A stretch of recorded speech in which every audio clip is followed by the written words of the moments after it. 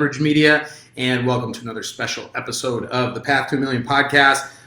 Just a quick reminder, we're going to be doing a live Q&A on all this stuff, stimulus, loan forgiveness related, tomorrow, Saturday, the 28th at noon Central. So we're going to be doing it as a Facebook Live here on the Dr. Nick page. So be sure to join us, and I'll just stay as long as I need to answer any questions. What I would recommend is please watch the videos before that so that your question, if it's already answered, I'm getting a lot of the same questions over and over, and I know not everybody is going to watch all the videos, but if you can watch some of them, especially like the ones from yesterday where I kind of went into more of the overview of it, and then today I'm getting into more very specific questions that people have asked me.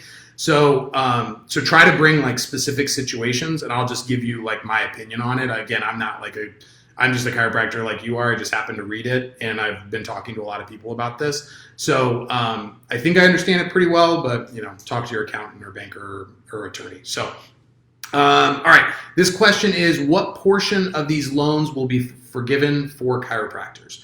All right. So we talked about how they determine how much you're going to get. So let's say you got the $50,000 because you had $20,000 average monthly payroll expenses. So you got $50,000 they put into your bank account. Now, there are three things that are going to matter.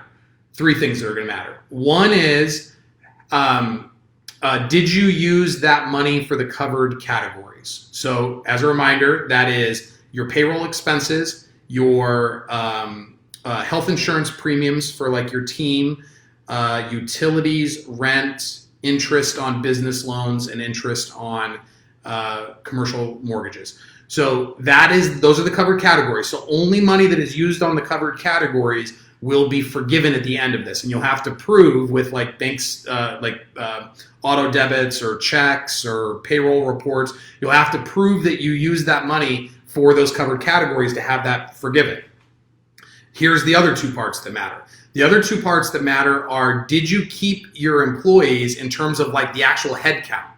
So whatever your normal amount of full-time employees is, you want to make sure that you go back and get them. If you have laid them off, you want to make sure that they're on the payroll so that you can qualify for 100% loan forgiveness. If you had 10 full-time employees and now you get the loan and then you only have 5 full-time employees, then you're only going to get 50% of the loan forgiveness at the end of it. So when you get the loan for those 8 weeks, the way that I understand it is you need to have the amount of employees that you had prior to all of this, what your normal amount of employees are. So because the big thing that they want is they want you to keep people on the payroll. Okay.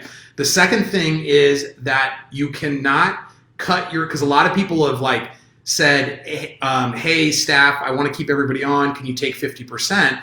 And everybody was agreed to that because they all thought that they were that it was coming out of your pocket and nothing was coming in or less was coming in. So they all did it, right? With this, they're wanting to get people back up to normal, what they were making, and so you can cut the payroll up to 25%.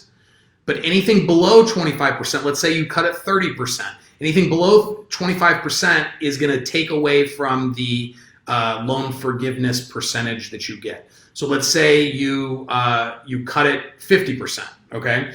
You would lose 25% of the loan forgiveness because you went 25% beyond that 25% that they were allowing you to cut. Does that make sense? So, ideally, to be completely safe, rehire everybody if you've laid people off, or just keep everybody and pay them 100% of what they made normally. You will have no problems. If you cut some payroll in order to use, because if you cut some of the payroll, you've got $50,000, right? You've got $50,000 in your bank account. Your average monthly payroll is 20.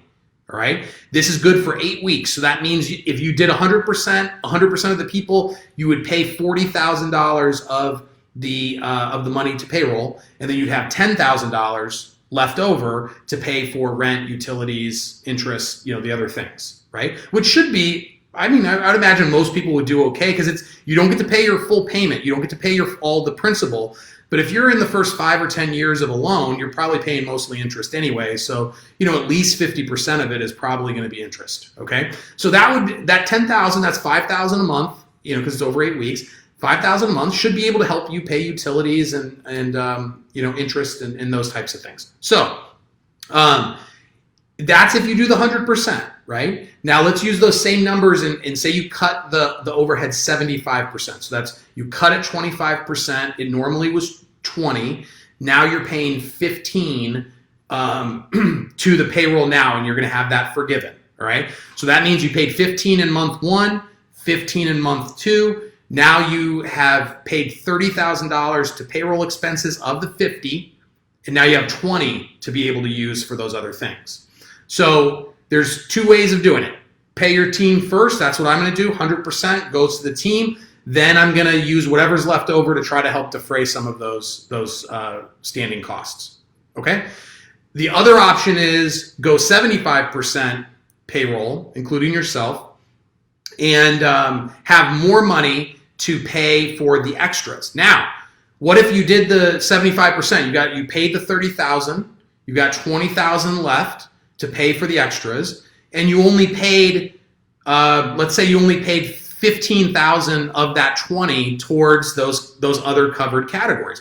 You now have $5,000 left. You need to make sure that you give that to the team, because again, if you go beyond the 8 weeks, it's no longer forgiven. So you need to use it all within the 8 weeks. So be sure that if you are going to do that 75% cut, like if people just they don't have anything to do or they're at home or whatever, if you're going to do 75%, anything that's left over, be sure that goes back to your team. I wouldn't take any part of that if it were me, but you got to make your own decision. But the safest thing to do is rehire everybody, pay them 100%. Your stuff will be forgiven, and just stay within those categories. So if you got any questions on that, let me know. Thanks.